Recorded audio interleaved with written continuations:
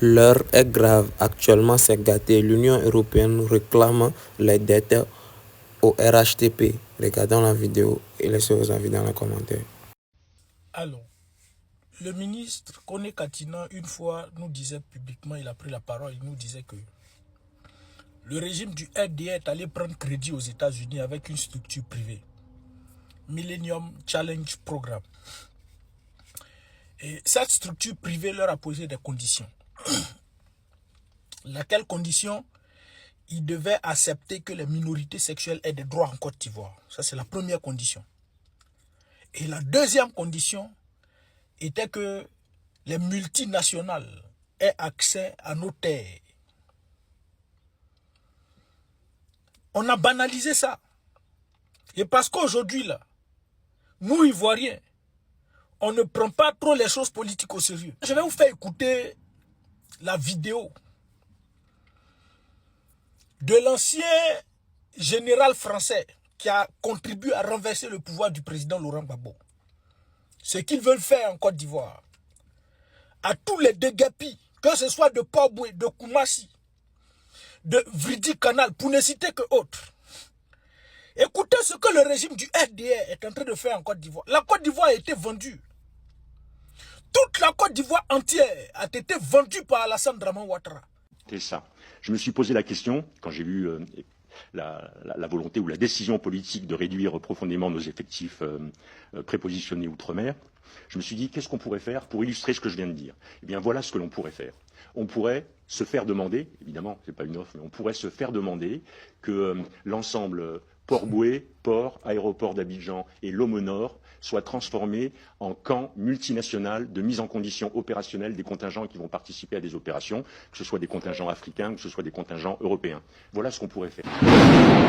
On pourrait se faire demander que l'ensemble Port-Boué, aéroport, soit transformé en camp multinational de mise en condition de contingents qui pouvaient participer à des opérations.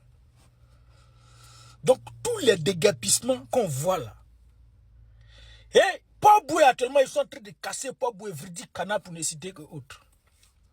Le RDA a vendu l'espace pour créer un camp, pour loger des multinationales, d'après eux qui vont aller participer à des opérations. Lesquelles opérations? Parce que les Français, là, ils sont en train de lutter pour récupérer tous les pays qu'ils ont perdus. Et donc, à la réalité, quand l'AES dit que la Côte d'Ivoire est une base arrière pour renverser leur pays, là, voici ce que le RDA est en train de faire. Pour faire plaisir à ses patrons, on met en difficulté les Ivoiriens. On arrache les terres des Ivoiriens pour faire de la Côte d'Ivoire, sinon de Port-Boué, Port et autres, un camp de concentration. Pour loger des individus qui vont participer à l'opération. Ces opérations-là, c'est pour aller renverser l'AES. Et le monsieur lui-même, à la suite de sa vidéo-là, il a dit. C'est la première chose. La question, telle que je l'ai comprise, et là je pense que je sors un peu de mon rôle de président de GEOS et je remets mon treillis de sous-chef Ops de l'état-major d'armée, c'est quel appui GEOS pourrait apporter à la stratégie française. D'abord, je pense qu'il faut essayer de caractériser, de façon évidemment, ça sera caricatural, mais les Afriques, parce qu'il n'y a pas qu'une Afrique. Et donc moi j'en vois 4. Je vois une première Afrique, c'est l'Afrique de l'Ouest et le Sahel, c'est l'Afrique des risques et c'est l'Afrique des frottements stratégiques avec nos compétiteurs. C'est celle dont la France est en train d'être expulsée. Il y a une deuxième Afrique, je ne vais pas dire que c'est l'Afrique centrale, c'est l'Afrique du centre et c'est celle qui est l'Afrique de la francophonie et des ressources stratégiques. On vient de découvrir des gisements incroyables en terres rares et en minéraux rares au Zimbabwe. Et les Chinois y sont déjà, les Russes y avancent. Je ne pense pas que des sociétés françaises aient déjà examiné leur engagement au Zimbabwe. Il y a ensuite une troisième Afrique qui est l'Afrique australe. Je pense que c'est l'Afrique du business. Et parmi les plus grosses économies, il y a évidemment l'Afrique du Sud. Donc c'est plutôt ce domaine-là qu'il faut privilégier. Et puis enfin, il y a l'Afrique de l'Est. Et pour moi, l'Afrique de l'Est, c'est l'Afrique des flux commerciaux entre le canal du Mozambique, entre la mer Rouge, entre ces lignes-là. Et c'est ça qui sont les priorités. Sur l'Afrique de l'Ouest, et je vais me concentrer là-dessus puisque je n'ai pas tellement de légitimité pour les autres Afriques, pour l'Afrique de l'Ouest, je pense que d'un point de vue macro, la problématique est très différente d'une problématique qui serait simplement sécuritaire ou économique. Ce qui est en train de se jouer en Afrique de l'Ouest, c'est toute une zone d'Afrique qui est en train de basculer et qui pourrait devenir le levier de nos compétiteurs, et notamment de la Russie, pour imposer un modèle de société qui n'est pas le nôtre. C'est ça qui se passe. C'est pas uniquement la sécurité. Et on voit cette espèce de traînée de poudre. On voit maintenant les Russes qui sont arrivés au Tchad, qui sont au Burkina, qui sont au Niger, qui sont peut-être bientôt au Sénégal. On sait qu'ils avaient manifesté leur intention de prolonger vers la Côte d'Ivoire. C'est pour moi un peu ça l'enjeu. Du coup, si notre pays a l'intention de continuer à peser ou de conserver une forme d'influence dans cette zone-là, il est clair que ça n'apparaîtra pas dans les champs physiques. Je pense que l'option militaire...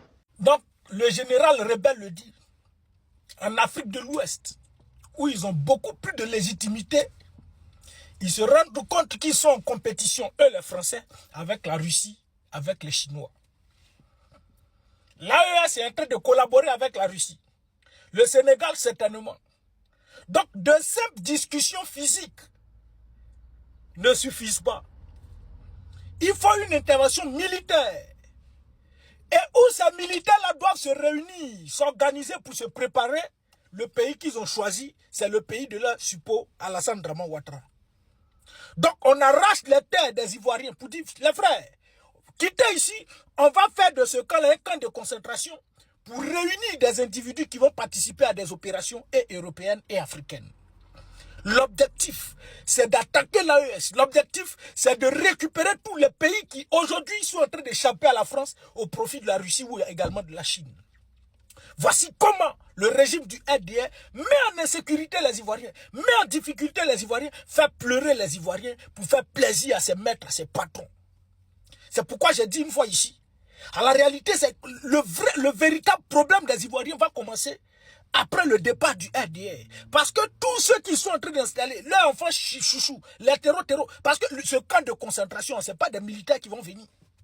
C'est des terreaux, Azawad, ceux de choses là, des Libanais là. Parce qu'aujourd'hui en Côte d'Ivoire, il y a 3 vols par semaine, Abidjan-Beyrouth, Beyrouth-Abidjan. Donc eux aussi, les gars vont revenir. Donc ce camp de concentration là, c'est eux qui ils vont loger là et puis ils vont aller participer à des opérations dans la sous-région ouest africaine. Il faut que les Ivoiriens se réveillent. Parce que si on n'a pas pris garde, on sera étranger dans notre propre pays.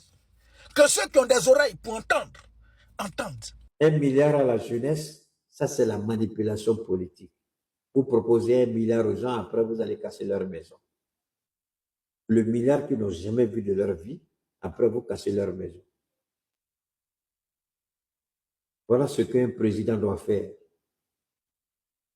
Mais est-ce que le gouvernement de l'État de Côte d'Ivoire est capable de dire plus jamais, le cacao, on ne le fait plus sortir, on le transforme directement en Côte d'Ivoire. Mais quel jour est arrivé Ibrahim Traoré? Ibrahim Traoré est arrivé avant-hier. Il est arrivé quand Ouattara était au pouvoir, à peu près 15 ans après. Il est arrivé après Ouattara, 15 ans après. Ouattara n'a jamais été capable de transformer une seule noix. On dit quoi? C'est noix de cacao. Vraiment, je ne sais pas trop. Je suis tellement énervé avec ce vieillard-là. Maman Doumbouya peut être le fils d'Alassane Ouattara. Aujourd'hui, ils ont obligé les investisseurs à construire des unités de transformation. Le Mali a commencé avec le lithium. Le Burkina le fait aujourd'hui. Le Niger le fait. La Guinée vient de commencer. Le processus d'industrie, c'est de ça qu'on a besoin, des hommes forts. On dit non, on a besoin d'institutions, on s'en fout. Les institutions, ce sont les institutions qui tuent les pays africains. Quelle institution? Il y a une institution et puis il y a un vieillard qui fait 4 mandats. C'est quelle institution qui est là? Il se lève le seul, il chante ce qu'il veut, il fait ce qu'il veut. C'est lui l'institution. On n'a pas besoin de ça. Nous, on a besoin des hommes forts pour donner aux institutions la force de la raison légale et constitutionnelle. Si tu es un voleur, tu vas affaiblir l'institution. Si tu es un homme de rigueur, tu vas renforcer l'institution. Et c'est ce que nous faisons dans le Sahel.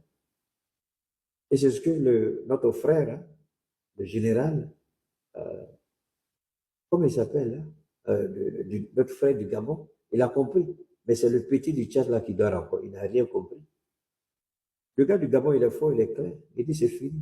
Même les accords, les 11 accords secrets, c'est pas je vais dire au Gabonais, vous pouvez vous fâcher avec le monsieur, je peux comprendre. Vous êtes des anciens de Bongo, je peux comprendre ça.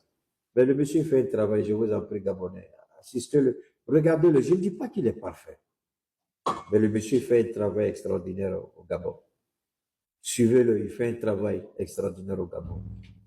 C'est un coup de tonnerre dans le paysage politique ivoirien. Moins d'une semaine après le retour en Côte d'Ivoire de Laurent Gbagbo, sans être inquiété par la justice, celui qui fut son Premier ministre avant de devenir celui de son opposant Alassane Ouattara se retrouve lui condamné à la prison à vie. Guillaume Soro est reconnu coupable d'atteinte à la sûreté de l'État en son absence puisqu'il réside en Europe. Hanan Ferjani, vous êtes à Abidjan pour France 24. Pourquoi au juste Guillaume Soro est-il aujourd'hui condamné ? Alors, il est condamné aujourd'hui par la justice ivoirienne, la cour d'assises d'Abidjan plus précisément, donc pour atteinte à la sûreté de l'État, pour complot, ainsi que pour diffusion et publication de fausses nouvelles dans le but donc de renverser le pouvoir. Alors, il faut savoir que Guillaume Soro a d'ores et déjà réagi à cette décision prise aujourd'hui par la cour d'assises d'Abidjan à travers son compte Twitter, à travers un communiqué publié sur son compte Twitter. Il a titré « Je ne renoncerai pas à ce combat ». Il a également dénoncé un procès, un verdict, je cite, dicté par des considérations d'ordre politique et dénoncé également une ambition donc d'arrêter son projet politique. Alors, il faut peut-être le préciser, Guillaume Soro n'est pas le seul condamné aujourd'hui. Il fait partie d'un groupe de 20 personnes, dont 14 ont été condamnées à 20 ans de prison par la cour d'assises. Il s'agit d'une décision de première instance. En première instance, il y a donc possibilité d'appel et on peut en déduire de cette communication de Guillaume Soro qu'il y aura appel. Justement, son avocat que l'on a entendu plus tôt avait dit qu'il ferait usage donc de toutes les voies de recours au plan national, mais aussi saisirait les instances internationales. Quelles conséquences cela va-t-il avoir au plan politique, Hanan ? Alors, vous l'avez dit tout à l'heure, il s'agit d'un véritable coup de tonnerre sur le plan politique en Côte d'Ivoire, car on le sait, la relation entre le président ivoirien Alassane Ouattara et l'ancien président de l'Assemblée nationale Guillaume Soro est tendue depuis plusieurs mois, sinon plusieurs années. Et cette décision vient finalement confirmer cette relation complexe en dents de scie. Il faut le rappeler, Guillaume Soro est un ancien chef de la rébellion, donc des forces nouvelles durant la crise, mais il a également occupé les postes de Premier ministre autant sous Alassane Ouattara que sous Laurent Gbagbo pendant la cohabitation. Et il a ensuite été nommé donc en 2012 président de l'Assemblée nationale pendant quelques années, pendant 7 ans, jusqu'en 2019 où les deux hommes se sont brouillés, donc Alassane Ouattara et Guillaume Soro. Et c'est là que justement les choses virent au vinaigre, puisque on sait que d'après beaucoup d'observateurs, Guillaume Soro commence à montrer certaines ambitions politiques et surtout présidentielles qui ne plaisent pas à Alassane Ouattara. Et c'est là que vraiment il y a une rupture définitive de cette relation. Alors on imagine que cela aura forcément un impact donc sur la politique ivoirienne et on va suivre cette actualité de près dans les prochains jours. Merci Hanan Ferjani avec nous en direct d'Abidjan. Soro qui va fourrer Guillaume. L'affaire Soro-Guillaume. Ça fait quelques jours de cela, une rumeur sur la santé physique de Soro-Guillaume ne fait que remuer la toile. Soro-Guillaume est mort, Soro-Guillaume n'est plus, Soro-Guillaume a été hospitalisé, Soro-Guillaume est atteint d'un cancer irréversible.